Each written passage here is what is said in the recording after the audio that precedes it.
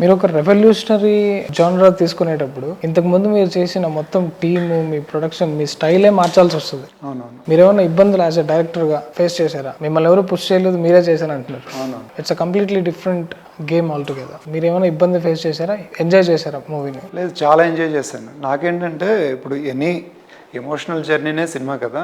Love స్టోరీలు అంటే ఒక చిన్న ఎమోషన్, ఓ ప్లెజెంట్ ఎమోషన్. కానీ ఇది ఓ ప్లెజెంట్ ఎమోషన్ కాదు.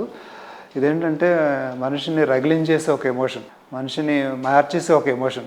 అలాంటి ఎమోషన్ నాలో కూడా ఉంటుంది, అందరిలోనే ఉంటుంది. అలాంటి సిచ్యువేషన్స్ వస్తే తప్ప మనలో కూడా ఇంత ఫైర్ ఉందని మనకు కూడా తెలియదు. కానీ ఈ క్యారెక్టర్ నేను విన్న తర్వాత సో నేను కనెక్ట్ అయ్యాను. సో ఈ కనెక్షన్ని నేను ఏదైతే ఇంపాక్ట్ ఫీల్ అయ్యానో అది నేను ఆడియన్స్కి ఇవ్వాలి. సో నేను ఒక చిన్న ఎమోషన్ హ్యాండిల్ చేశాను కదా, ఇంత పెద్ద ఎమోషన్ కూడా హ్యాండిల్ చేయగలను. ఎందుకంటే నేను కూడా దానికి కనెక్ట్ అయ్యాను కాబట్టి. సో నేను కనెక్ట్ అయితే నేను కనెక్ట్ చేయించగలను. సో అది ఆడియన్స్కి నాకున్న ఇప్పుడు నేను చేయాల్సిన డ్యూటీ ఏంటంటే జితేందర్ రెడ్డి గారి క్యారెక్టర్కి నేను న్యాయం చేయాలి. అది నా డ్యూటీ. నేను ఆల్రెడీ ఇన్స్పైర్ అయ్యాను ఆ క్యారెక్టర్ నుంచి కాబట్టి నేను అది కనెక్ట్ చేయగలను అనే నమ్మకంతోనే వెళ్ళామాట. సో అక్కడ నుంచి డిఫికల్టీస్ కన్నా అంటే నేను ఎప్పటికప్పుడు ఫోకస్డ్గా ఇది ఎలా చేద్దాం, ఇప్పుడు ఏ వర్డ్ పెడితే బాగుంటుంది, అయితే ఏ షార్ట్ పెడితే బాగుంటుంది, సో ఇంపాక్ట్ ఎలా క్రియేట్ చేయాలి, అది అంటే ఒక చిన్న కాన్స్టెంట్ ఎక్సర్సైజ్ లాగా ప్రతిరోజు అలా అంటే ప్రీ వర్క్ కూడా చాలా చేసాము. స్క్రిప్టింగ్ కానీ లేకపోతే లొకేషన్ కానీ ఇవన్నిట్లో కూడా మనకి కెమెరామెన్ గారు మంచి ఎక్స్పీరియన్స్డ్ కెమెరామెన్ గారు ఉన్నారు, అలాగే మంచి మ్యూజిక్ డైరెక్టర్ ఉన్నాడు గోపి సుందర్. సో మాకు యాక్చువల్లీ ఛాలెంజ్ ఏంటంటే జితేందర్ రెడ్డి గారి స్టోరీ ఏదో ఆటోబయోగ్రఫీ కింద చేయకుండా ఒక కమర్షియల్ సినిమాలో చేయాలి. ఎందుకంటే ఆయన ఒక సూపర్ హీరో క్యారెక్టర్, అది ఒక larger than life hero character. So ఆ హీరో క్యారెక్టర్ని అందరూ ఎప్రిషియేట్ చేయగలిగే సూపర్ క్యారెక్టర్. సో మనం అంతా ఒక మంచి హీరోయిక్ జర్నీ చూపించాలి, బోరింగ్ స్టోరీ కాదు ఇది. సో ఒక మంచి కమర్షియల్ సినిమా చేయాలన్నదే మా ఉద్దేశం. కమర్షియల్ డిసైడ్ అయ్యారు అయితే. అవును. రాకేష్ గారు బాహుబలి నుంచి డైరెక్ట్గా జితేందర్ రెడ్డి కొట్టారు. బట్ దీన్ని రిసీవ్ చేసుకున్నారా లేదా ఇండస్ట్రీ అనేది పక్కన పెడితే జనాల్లో మాత్రం చాలా మంచి టాక్ వస్తుంది. ఇలాంటి సిచ్యువేషన్లో డైరెక్ట్గా మీరు కాంట్రవర్సీ యాంగిల్ స్టేజ్ మీద మాట్లాడడం ఎంతవరకు కరెక్ట్ అంటారు? అంటే మీ గట్స్ ఏంటి? మీరు దీంట్లో కెరియర్ కావాలనుకుంటున్నారా, లేకపోతే మీ ఓన్ టాలెంట్ మీద ముందుకెళ్దాం అనుకుంటున్నారా? ఫస్ట్ నా ఇన్స్పిరేషన్ కూడా నా గట్స్ కూడా ఎలా వచ్చినాయి అంటే సార్, ఫస్ట్ అయితే ఒక హానెస్ట్గా చేసిన సినిమానే ఇది. ఇప్పుడు దీనివల్ల మార్కెట్ లేకపోతే దీనివల్ల ఏదో క్యాలిక్యులేషన్స్ ఉంటాయి కొన్ని సినిమాలకి.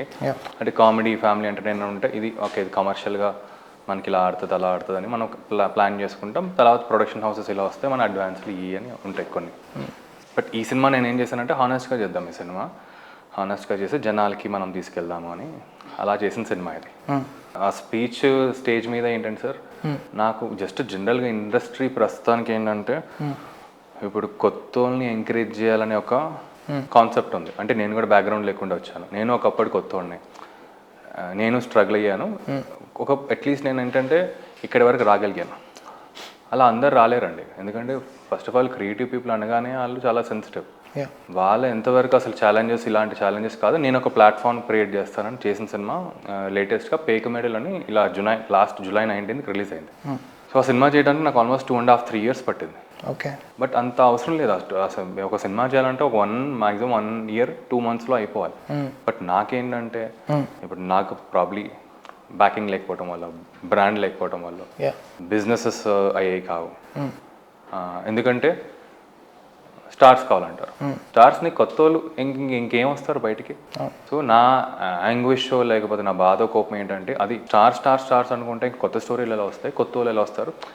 అన్నీ మనం ఒక 10 కోట్ల ప్లస్ బడ్జెట్లో తీయలేము కదా. మనం ప్రాబ్లీ 1.5-2 crores కూడా తీసే సబ్జెక్ట్స్ ఉంటాయి. సో హోల్ సిస్టమే మనని చాలా కన్ఫ్యూజింగ్గా ఉంది ప్రస్తుతానికి కొత్త ఫిల్మ్ మేకర్స్ రావటానికి. సో అదొకటి. అండ్ ఇంకొకటి ఏంటంటే మనకి సెలబ్రిటీస్ ఉంటేనే ఒక ఈవెంట్ అవుతుందని ఒక చిన్న మిస్కన్సెప్షన్ ఉంది మనకంతా.